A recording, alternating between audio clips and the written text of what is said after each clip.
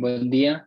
Mi equipo, que está conformado por Anaya Gilberto, Chávez Joaquín y su servidor Rojas Rodolfo, les vamos a hablar sobre la técnica conocida por sus siglas en inglés SBE como Single Base Extension.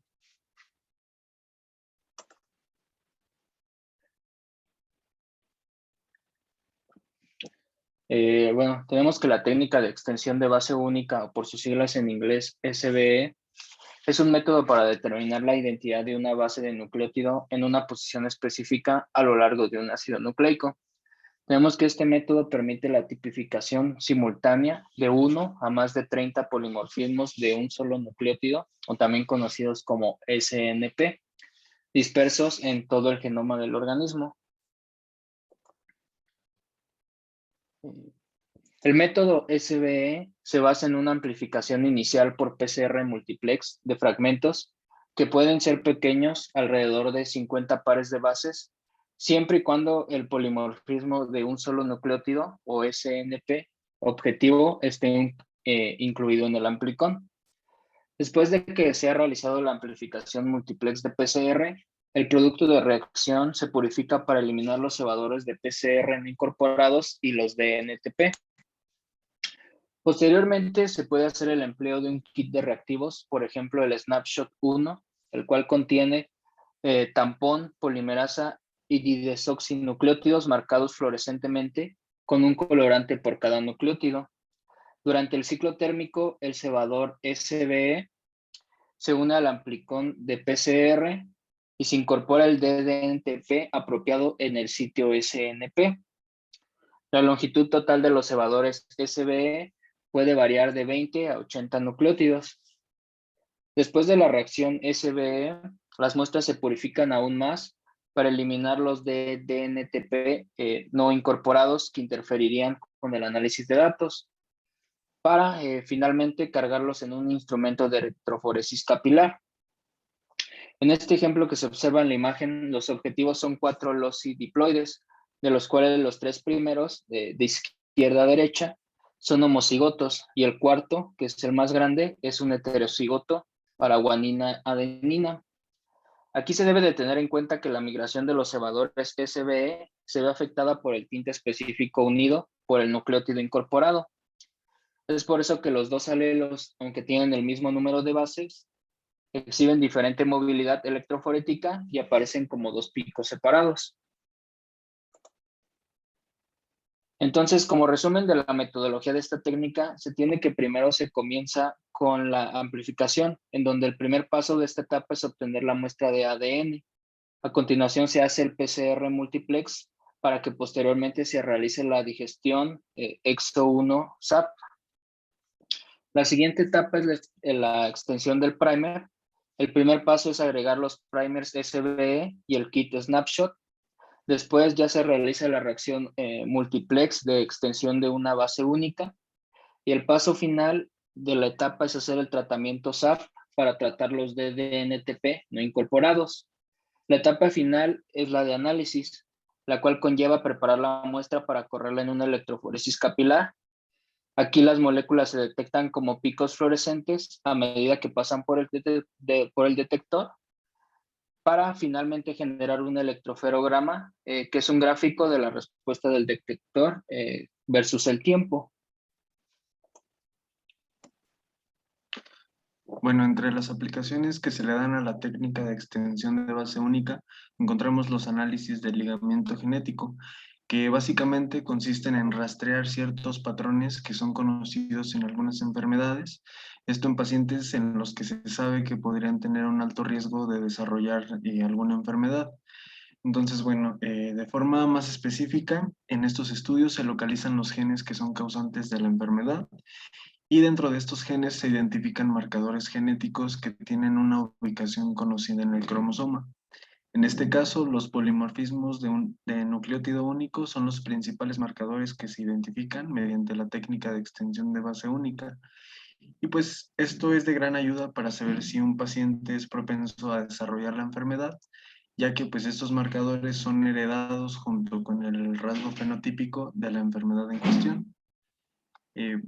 Otra de las aplicaciones que se le da a esta técnica es en los estudios de asociación genética, que de manera similar a los anteriores se utilizan para identificar genes o regiones en el genoma y probar si estas están involucradas en el fenotipo de una enfermedad específica.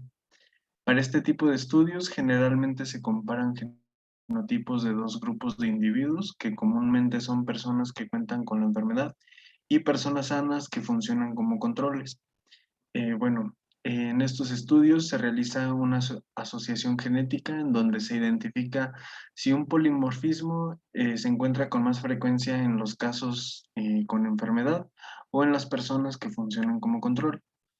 Y bueno, pues este tipo de estudios se utilizan para encontrar variaciones genéticas de pequeño efecto y además estos estudios tienen mayor resolución y mejor potencia que los análisis de ligamiento. Siguiente.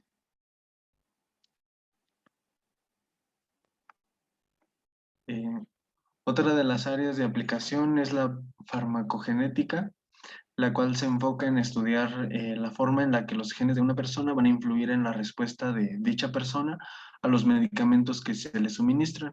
En este caso, la técnica de extensión de base única nos permite identificar polimorfismos genéticos de genes que codifican para enzimas metabólicas, las cuales van a ser de gran ayuda para predecir el cómo un individuo va a responder a ciertas drogas o medicamentos que se le suministren. Y finalmente, otra de las aplicaciones de esta técnica se encuentra dentro de la medicina forense, en donde es muy importante la alta sensibilidad para que las investigaciones sean completadas con éxito. Y pues para esto se ha desarrollado una técnica de tipificación de polimorfismos de nucleótido único, la cual pues ha funcionado para la identificación de víctimas que han sufrido un desastre en donde pues las muestras de ADN que se recuperan pueden estar degradadas o presentes en bajas cantidades. Siguiente. Bueno, como artículo científico tenemos este donde utilizan la técnica de extensión de base única acoplada a múltiplex PCR para estudiar los polimorfismos en la glutatiónese transferasa. En este estudio se identifican los polimorfismos genéticos en los genes de la glutatiónese transferasa, que son enzimas que se encargan de metabolizar diversos fármacos. Para esto se diseñaron cebadores para PCR, para los genes GSTM1, GSTP1 y GSTT1. También se diseñaron lo que son los cebadores para la técnica de CBE, pero estos estaban acoplados a una sonda marcada con fluorescencia y de diferente longitud. Bueno, una vez extraído el ADN genómico, se prosigue con su amplificación por PCR y después por la acoplación a las ondas marcadas. Siguiente, por favor. Bueno, dentro de la metodología tenemos eh, que primero va la extracción de ADN de la muestra, posteriormente se diseñan los oligonucleótidos, como vemos en la tabla, tenemos las secuencias de los primers, tanto forward como reverse para la PCR y las ondas marcadas con fluorescencia de diversa longitud, para finalmente hacer la amplificación del ADN y el genotipado por SBE. Siguiente, por favor. Dentro de los resultados tenemos del lado izquierdo, en la figura 2, la combinación de la combinación control de las ondas marcadas, de los genes amplificados. Dado que GSTM1 y GST1 tienen deleciones genéticas, el fragmento de amplificación puede ser que esté ausente o presente en función del genotipo de la muestra, ya sea un genotipo nulo o positivo respectivamente. Dentro de la figura 3 tenemos las posibles combinaciones de los genotipos obtenidas mediante el análisis múltiplex PCR y por la técnica de RFLP, ya que las muestras multiplexadas se sometieron a un análisis de RFLP con la enzima BSMA y MSA1. Siguiente, por favor. Bueno, en esta figura nos muestra los resultados típicos del genotipo múltiplex SBE de los genes que se estudiaron.